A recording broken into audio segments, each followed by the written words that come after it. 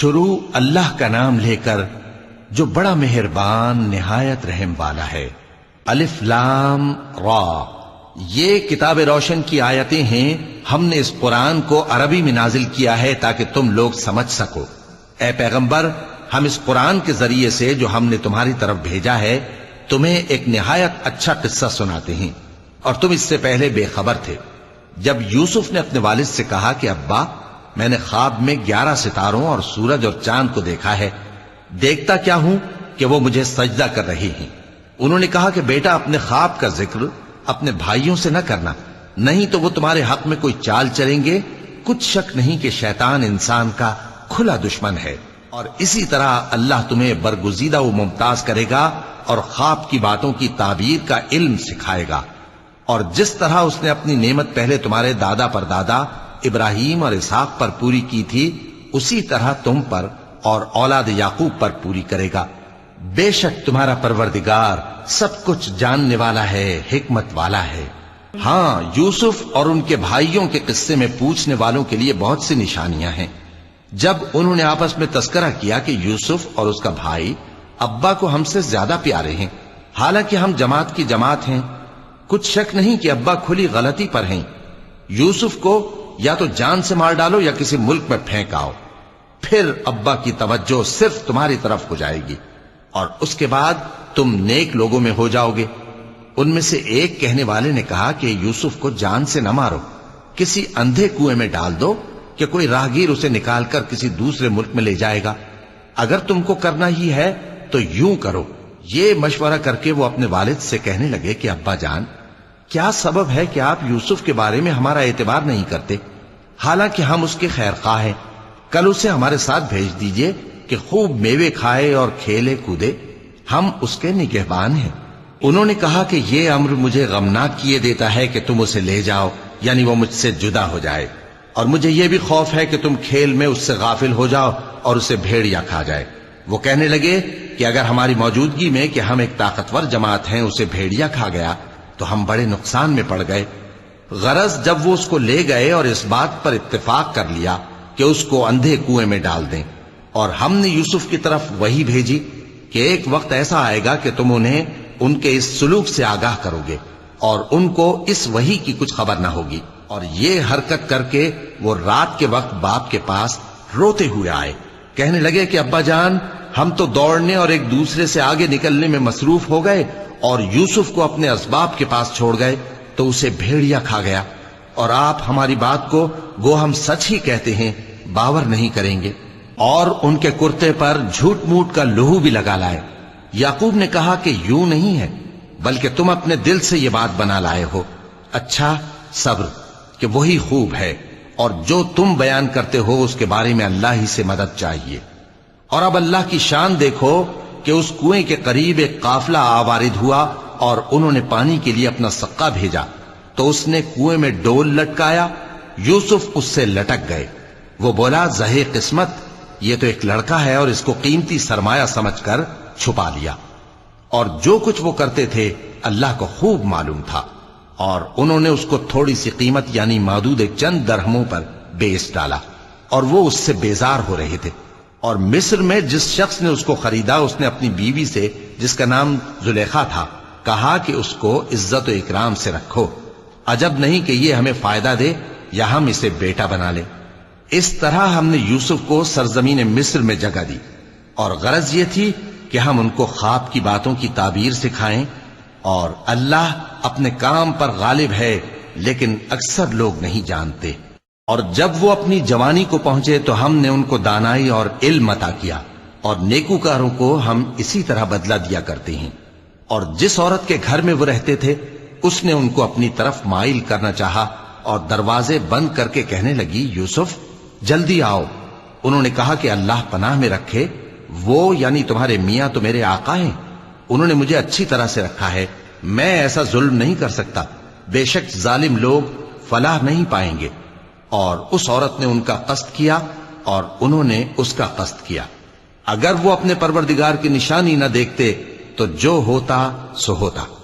یوں اس لیے کیا گیا کہ ہم ان سے برائی اور بے حیائی کو روک دیں، بے شک وہ ہمارے چنے ہوئے بندوں میں سے تھے، اور دونوں دروازے کی طرف بھاگے، آگے یوسف، پیچھے زلیخا، اور عورت نے ان کا کرتا پیچھے سے پکڑ کر جو کھینچا تو پھاڑ ڈالا، اور دونوں کو دروازے کے پاس عورت کا خاوند مل گیا۔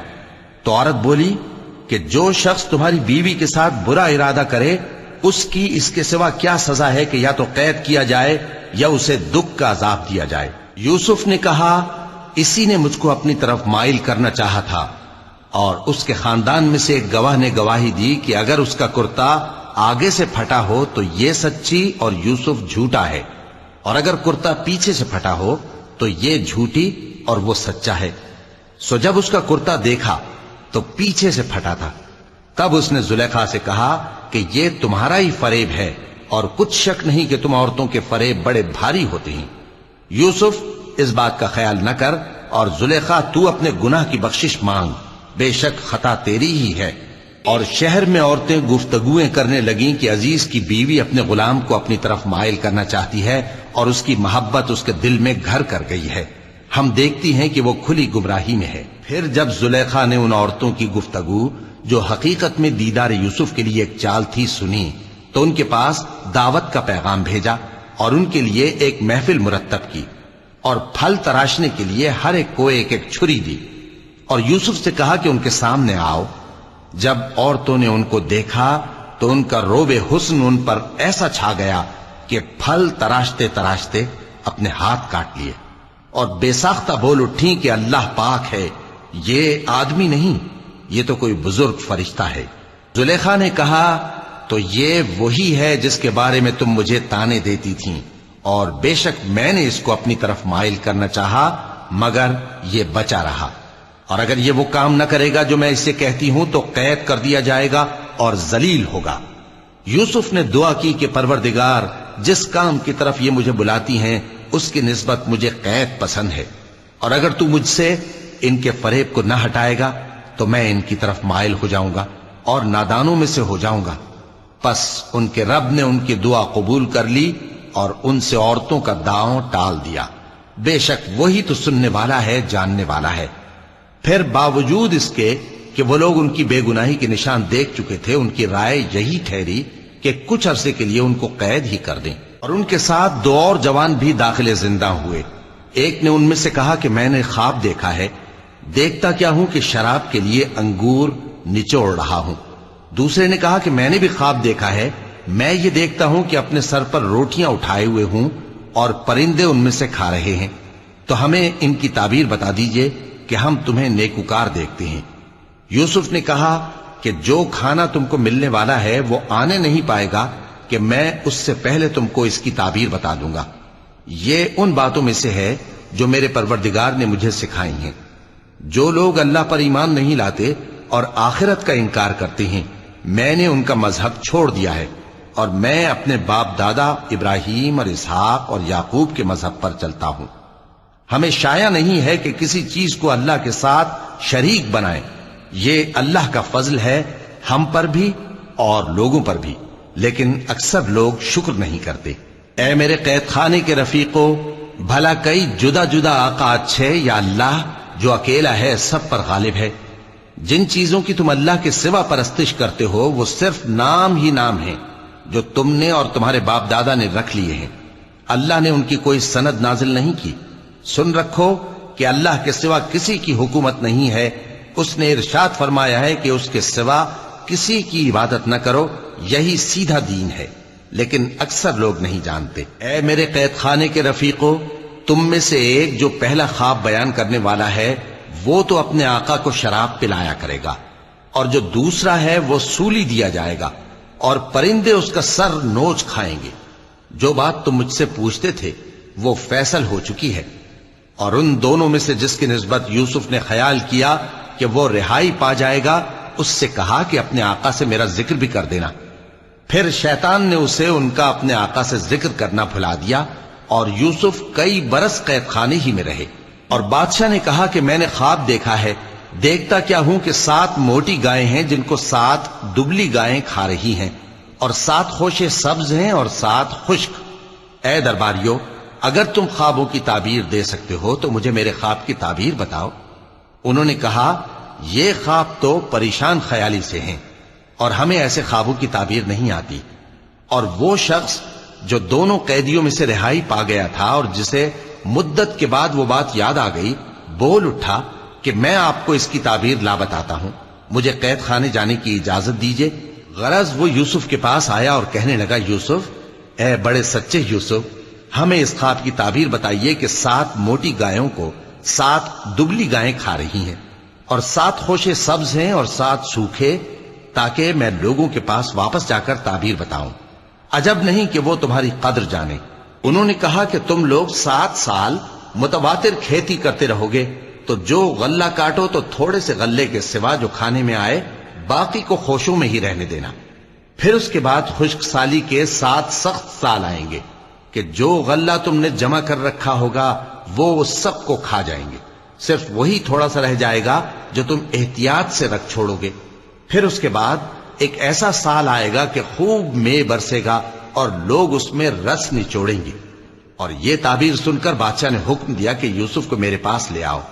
سو جب قاصد ان کے پاس گیا تو انہوں نے کہا کہ اپنے آقا کے پاس واپس جاؤ اور اس سے پوچھو کہ ان عورتوں کا کیا حال ہے جنہوں نے اپنے ہاتھ کاٹ لیے تھے، بے شک میرا پروردگار ان کے فریب سے خوب واقف ہے۔ بادشاہ نے عورتوں سے پوچھا کہ تمہارا کیا قصہ تھا جب تم نے یوسف کو اپنی طرف مائل کرنا چاہا؟ سب بول اٹھیں کہ اللہ پاک ہے، ہم نے اس میں کوئی برائی معلوم نہیں کی۔ عزیز کی بیوی نے کہا، اب سچی بات تو ظاہر ہو ہی گئی ہے، اصل یہ ہے کہ میں نے اس کو اپنی طرف مائل کرنا چاہا تھا اور وہ بے شک سچا ہے۔ یوسف نے کہا کہ میں نے یہ بات اس لیے پوچھی ہے کہ عزیز کو یقین ہو جائے کہ میں نے اس کی پیٹھ پیچھے اس کی امانت میں خیانت نہیں کی، اور اللہ خیانت کرنے والوں کی چال کو چلنے نہیں دیتا۔ اور میں اپنے آپ کو پاک صاف نہیں کہتا، کیونکہ نفس امارہ انسان کو برائی ہی سکھاتا رہتا ہے، مگر یہ کہ میرا پروردگار رحم فرمائے، بے شک میرا پروردگار بخشنے والا ہے، مہربان ہے۔ اور بادشاہ نے حکم دیا کہ اسے میرے پاس لاؤ، میں اسے اپنا مصاحب خاص بناؤں گا۔ پھر جب ان سے گفتگو کی تو کہا کہ آج سے تم ہمارے ہاں صاحب منزلت ہو اور صاحب اعتبار ہو۔ یوسف نے کہا، مجھے زرعی پیداوار پر مقرر کر دیجئے، کیونکہ میں حفاظت بھی کر سکتا ہوں اور اس کام سے واقف بھی ہوں۔ اس طرح ہم نے یوسف کو ملک مصر میں جگہ دی اور وہ اس ملک میں جہاں چاہتے تھے رہتے تھے۔ ہم اپنی رحمت جس پر چاہتے ہیں کرتے ہیں اور نیکوکاروں کے اجر کو ضائع نہیں کرتے، اور جو لوگ ایمان لائے اور ڈرتے رہے ان کے لیے آخرت کا اجر بہت بہتر ہے۔ اور یوسف کے بھائی کنعان سے مصر میں غلہ خریدنے کے لیے آئے تو یوسف کے پاس گئے، تو یوسف نے ان کو پہچان لیا اور وہ ان کو نہ پہچان سکے۔ اور جب یوسف نے ان کے لیے ان کا سامان تیار کر دیا تو کہا کہ پھر آنا تو جو باپ کی طرف سے تمہارا ایک اور بھائی ہے اسے بھی میرے پاس لیتے آنا۔ کیا تم نہیں دیکھتے کہ میں ناب بھی پوری دیتا ہوں اور مہمانداری بھی خوب کرتا ہوں؟ اب اگر تم اسے میرے پاس نہ لاؤ گے تو نہ تمہیں میرے ہاں سے غلہ ملے گا اور نہ تم میرے پاس ہی آ سکو گے۔ انہوں نے کہا کہ ہم اس کے بارے میں اس کے والد کو پھسلائیں گے اور ہم یہ کام کر کے رہیں گے۔ اور یوسف نے اپنے خدام سے کہا کہ ان کا سرمایہ یعنی غلے کی قیمت ان کے سامان میں رکھ دو۔ عجب نہیں کہ جب یہ اپنے اہل و عیال میں جائیں تو اسے پہچان لیں، اور عجب نہیں کہ یہ پھر یہاں آئیں۔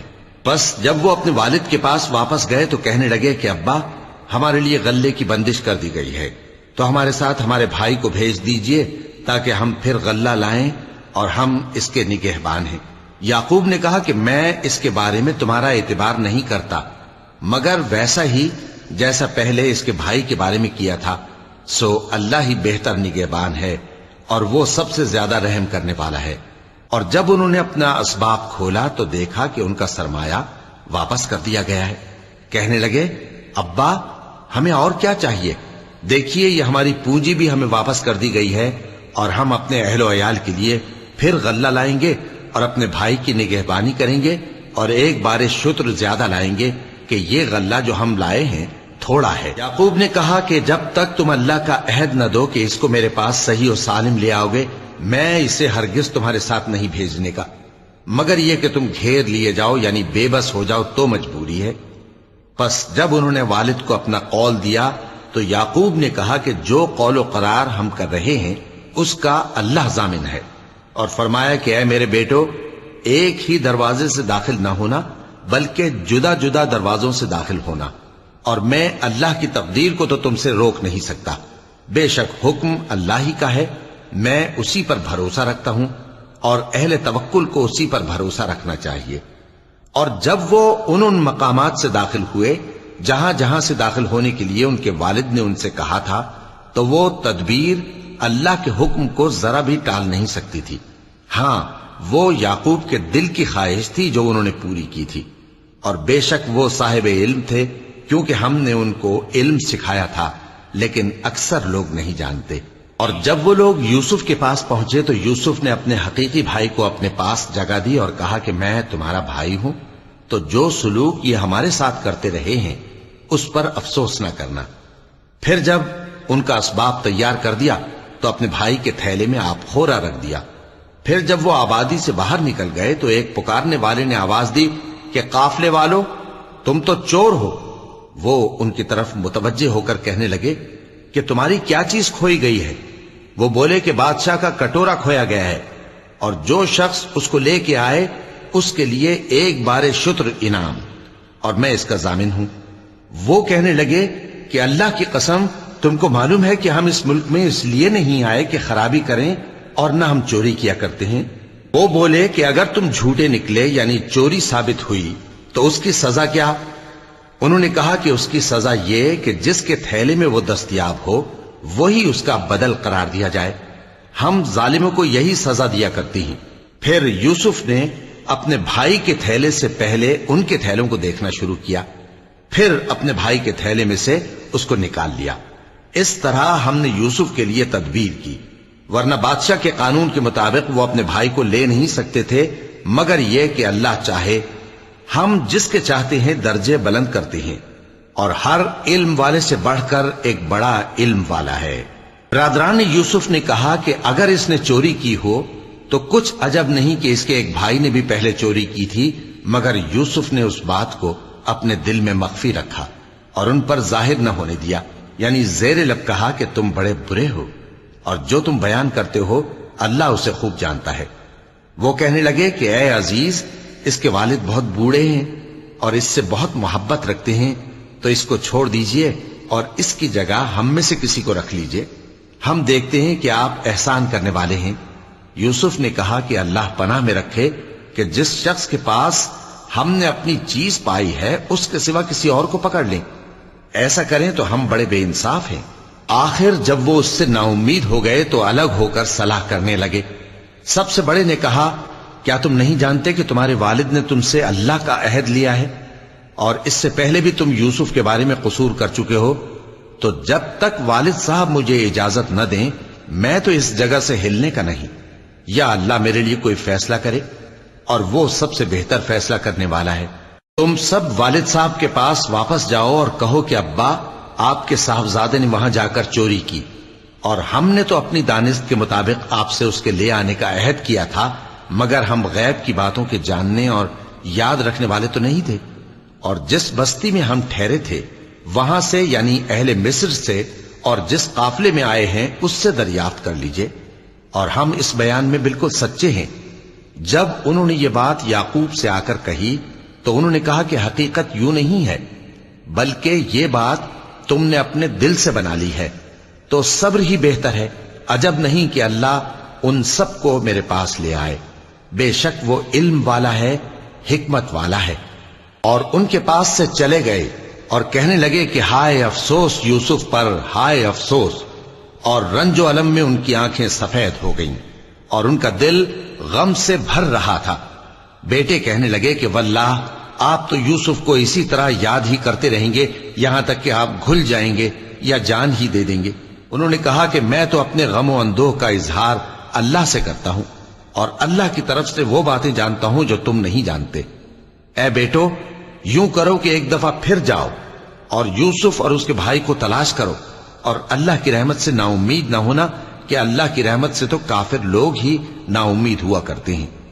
پھر جب وہ یوسف کے پاس گئے تو کہنے لگے کہ اے عزیز، ہمیں اور ہمارے اہل و عیال کو بڑی تکلیف ہو رہی ہے، اور ہم یہ تھوڑا سا سرمایہ لائے ہیں آپ ہمیں اس کے عوض پورا غلہ دے دیجئے اور ہم پر خیرات کیجئے کہ اللہ خیرات کرنے والوں کو ثواب دیتا ہے۔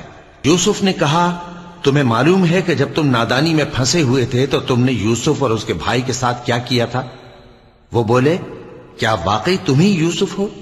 انہوں نے کہا ہاں میں یوسف ہوں، اور بن یامین کی طرف اشارہ کر کے کہنے لگے یہ میرا بھائی ہے، اللہ نے ہم پر بڑا احسان کیا ہے۔ جو شخص اللہ سے ڈرتا اور صبر کرتا ہے تو اللہ نیکوکاروں کا اجر ضائع نہیں کرتا۔ وہ بولے اللہ کی قسم اللہ نے تم کو ہم پر فضیلت بخشی ہے اور بے شک ہم خطا کار تھے۔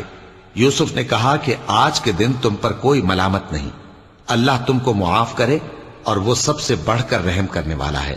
یہ میرا کرتا لے جاؤ، پھر اسے والد صاحب کے منہ پر ڈال دینا تو وہ بینا ہو جائیں گے، اور اپنے تمام اہل و عیال کو میرے پاس لے آؤ۔ اور جب قافلہ مصر سے روانہ ہوا تو ان کے والد کہنے لگے کہ اگر مجھ کو یہ نہ کہو کہ بوڑھا بہک گیا ہے تو مجھے تو یوسف کی بو آ رہی ہے۔ وہ بولے کہ واللہ آپ اسی قدیم غلطی میں مبتلا ہیں۔ مگر جب خوشخبری دینے والا آ پہنچا تو اس نے کرتا ان کے منہ پر ڈال دیا، سو وہ بینا ہو گئے اور بیٹوں سے کہنے لگے کیا میں نے تم سے نہیں کہا تھا کہ میں اللہ کی طرف سے وہ باتیں جانتا ہوں جو تم نہیں جانتے؟ بیٹوں نے کہا کہ ابا ہمارے لیے ہمارے گناہ کی مغفرت مانگیے، بے شک ہم خطا کار تھے۔ فرمایا میں اپنے پروردگار سے تمہارے لیے بخشش مانگوں گا، بے شک وہ بخشنے والا ہے، مہربان ہے۔ پھر جب یہ سب لوگ یوسف کے پاس پہنچے تو انہوں نے اپنے والدین کو اپنے پاس جگہ دی اور کہا مصر میں داخل ہو جائیے، اللہ نے چاہا تو امن و امان سے رہیے گا۔ اور اپنے والدین کو تخت پر بٹھایا اور سب ان کے آگے سجدے میں گر پڑے۔ اور اس وقت یوسف نے کہا ابا جان یہ میرے اس خواب کی تعبیر ہے جو میں نے پہلے بچپن میں دیکھا تھا، میرے پروردگار نے اسے سچ کر دیا اور اس نے مجھ پر بہت سے احسان کیے ہیں کہ مجھ کو قید خانے سے نکالا، اور اس کے بعد کہ شیطان نے مجھ میں اور میرے بھائیوں میں فساد ڈال دیا تھا آپ کو گاؤں سے یہاں لایا۔ بے شک میرا پروردگار جو چاہتا ہے تدبیر سے کرتا ہے، وہ علم والا ہے، حکمت والا ہے۔ جب یہ سب باتیں ہو لیں تو یوسف نے اللہ سے دعا کی کہ اے میرے پروردگار تو نے مجھ کو حکومت سے نوازا اور خوابوں کی تعبیر کا علم بخشا۔ اے آسمانوں اور زمین کے پیدا کرنے والے، تو ہی دنیا اور آخرت میں میرا کارساز ہے، تو مجھے دنیا سے اپنی اطاعت کی حالت میں اٹھائیو اور آخرت میں اپنے نیک بندوں میں داخل کیجو۔ اے پیغمبر یہ اخبار غیب میں سے ہیں جو ہم تمہاری طرف بھیجتے ہیں۔ اور جب برادران یوسف نے اپنی بات پر اتفاق کیا تھا اور وہ فریب کر رہے تھے تو تم ان کے پاس تو نہ تھے، اور بہت سے آدمی گو تم کتنی خواہش کرو ایمان لانے والے نہیں ہیں، اور تم ان سے اس خیر خواہی کا کچھ صلہ بھی تو نہیں مانگتے۔ یہ قرآن اور کچھ نہیں تمام جہانوں کے لیے نصیحت ہے، اور آسمان و زمین میں بہت سی نشانیاں ہیں جن پر سے یہ گزرتے ہیں اور ان کو نظر انداز کر دیتے ہیں، اور یہ اکثر اللہ پر ایمان نہیں رکھتے مگر اس کے ساتھ شرک بھی کرتے ہیں۔ تو کیا یہ اس بات سے بے خوف ہیں کہ ان پر اللہ کا عذاب نازل ہو کر ان کو ڈھانپ لے یا ان پر ناگہاں قیامت آ جائے اور انہیں خبر بھی نہ ہو؟ کہہ دو میرا رستہ تو یہ ہے، میں اللہ کی طرف بلاتا ہوں سمجھ بوجھ کر، میں بھی لوگوں کو اللہ کی طرف بلاتا ہوں اور میرے پیراؤ بھی، اور اللہ پاک ہے اور میں شرک کرنے والوں میں سے نہیں ہوں۔ اور ہم نے تم سے پہلے بستیوں کے رہنے والوں میں سے مرد ہی بھیجے تھے جن کی طرف ہم وہی بھیجتے تھے۔ کیا ان لوگوں نے ملک میں سیر و سیاحت نہیں کی کہ دیکھ لیتے کہ جو لوگ ان سے پہلے تھے ان کا انجام کیا ہوا؟ اور متقیوں کے لیے آخرت کا گھر بہت اچھا ہے، کیا تم سمجھتے نہیں؟ یہاں تک کہ جب پیغمبر نا امید ہو گئے اور انہوں نے خیال کیا کہ اپنی نصرت کے بارے میں جو بات انہوں نے کہی تھی اس میں وہ سچے نہ نکلے، تو ان کے پاس ہماری مدد آ پہنچی، پھر جسے ہم نے چاہا بچا دیا، اور ہمارا عذاب اتر کر گناہگار لوگوں سے پھیرا نہیں کرتا۔ ان کے قصے میں عقل مندوں کے لیے عبرت ہے۔ یہ قرآن ایسی بات نہیں ہے جو اپنے دل سے بنائی گئی ہو، بلکہ جو کتابیں اس سے پہلے نازل ہوئی ہیں ان کی تصدیق کرنے والا ہے اور ہر چیز کی تفصیل کرنے والا، اور مومنوں کے لیے ہدایت اور رحمت ہے۔ صدق اللہ العظیم۔